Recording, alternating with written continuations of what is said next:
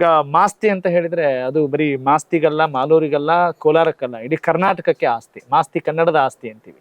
ಹಾಗೆ ನಂಜೇಗೌಡರು ಮಾಲೂರಿನ ಜನತೆಯ ಆಸ್ತಿ ಆಗಿದ್ದಾರೆ ಅನ್ನೋದಕ್ಕೆ ಏನು ಉದಾಹರಣೆ ಕೊಡ್ತೀರಿ ನೀವು?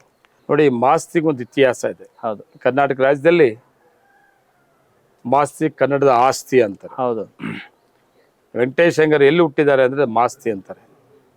ಆದರೂ ಸಹಿತ ಅದು ನಮ್ಮ ತಾಲೂಕಲ್ಲಿದೆ, ಮಾಲೂರು ತಾಲೂಕಲ್ಲಿದೆ.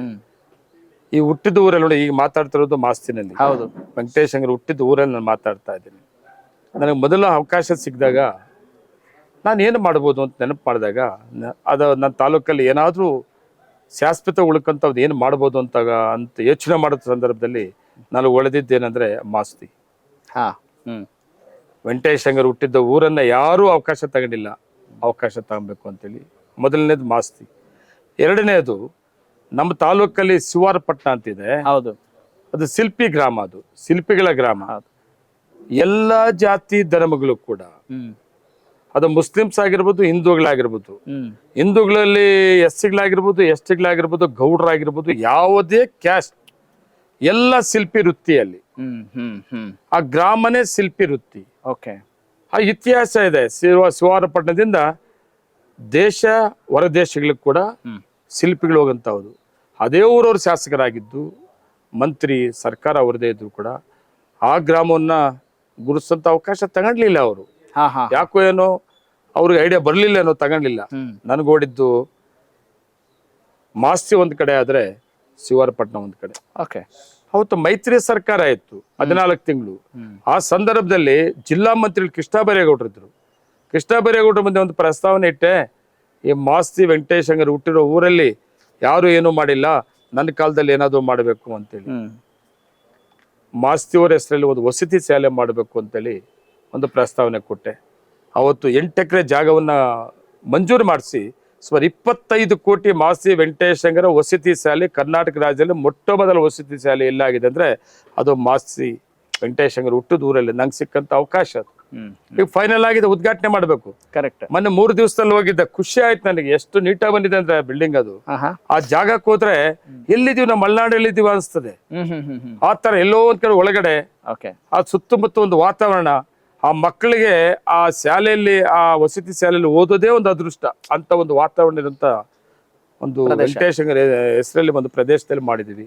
ಆ ಜೊತೆಗೆ ಶಿವಾರಪಟ್ಟಣ ಕೂಡ ಅಷ್ಟೇ.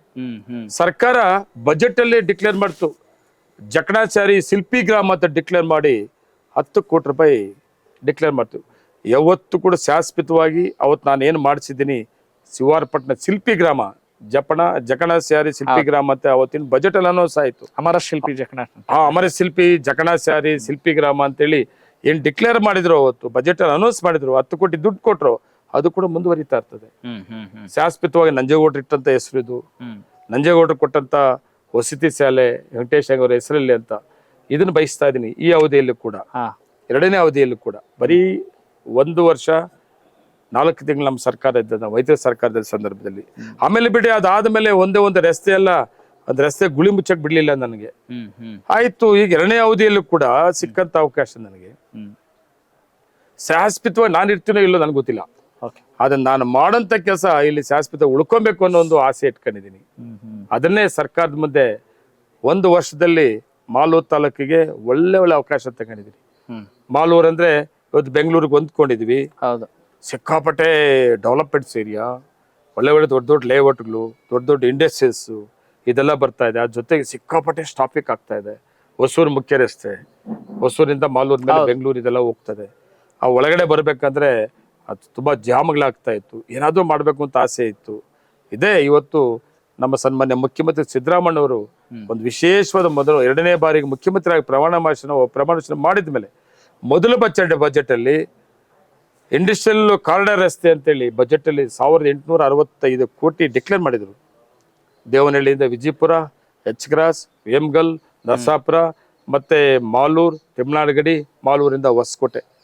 ಅದು ಇವತ್ತು 1865 ಕೋಟಿ 2200 ಕೋಟಿ ಆಗಿದೆ ಈಗ. ಅದರಲ್ಲಿ ಮಾಲೂರಿಗೆ ಅತಿ ಹೆಚ್ಚಿನ ಪಾಲನೆ ಸಿಕ್ಕಿದೆ.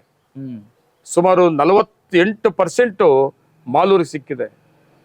3.5 ಕಿಲೋಮೀಟರ್ ಫ್ಲೇವರ್, ಮಾಲೂರು ಟೌನ್ಗೆ ಫ್ಲೇವರ್ ಮಾಡೋದು 3.5 ಕಿಲೋಮೀಟರ್ ಆಗಿದೆ. 4 ಲೈನ್ ಆಗಿದೆ. ಅದು ಬಿಟ್ಟು ಸಪರೇಟ್ ಸುಮಾರು 45-50 ವರ್ಷ ಆಗಿದೆ ಬಸ್ ಸ್ಟ್ಯಾಂಡ್ ಮಾಡಿ. ಇವತ್ತು ಬಸ್ ಸ್ಟ್ಯಾಂಡ್ ಸುಮಾರು 20 ಕೋಟಿಗಿಂತ ಹೆಚ್ಚಿಗೆ ಬಸ್ ಸ್ಟ್ಯಾಂಡ್ ಅನ್ನ ಮಂಜೂರು ಮಾಡಿಸ್ಕೊಂಡಿದ್ದೀನಿ.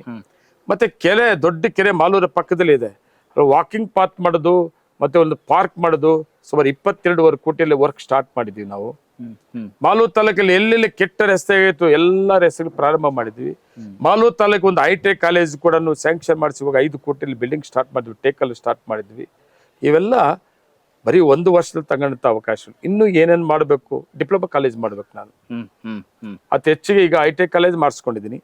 ಇವಾಗ ಅತಿ ಹೆಚ್ಚಿಗೆ ಇಂಡಸ್ಟ್ರೀಸ್ ಇದೆ. ಡಿಪ್ಲೊಮಾ ಕಾಲೇಜ್ ಮಾಡಬೇಕು, ಸರ್ಕಾರ ಮುಖ್ಯಮಂತ್ರಿಗಳ ಮಧ್ಯೆ ಪ್ರಸ್ತಾವನೆ ಮಾಡಿದ್ದೀನಿ. ಡಿಪ್ಲೊಮಾ ಕಾಲೇಜು ಒಂದು ಮಾಡಬೇಕು. ನಮ್ಮ ಮಾಲೂರು ತಾಲೂಕಿಗೆ ಶಾಶ್ವತ ಉಳ್ಕೊಂಡಂತ ಅವಕಾಶಗಳು 4 ವರ್ಷ ನಮ್ಮ ಸರ್ಕಾರದಲ್ಲಿ ಮಾಡಬೇಕು ಅಂತ ಆಸೆ ಇಟ್ಕೊಂಡಿದ್ದೀನಿ. ಓಕೆ. ಕನೆಕ್ಟ್ ಕರ್ನಾಟಕ, ಇದು ನಿಮ್ಮ ನೆಟ್ವರ್ಕ್.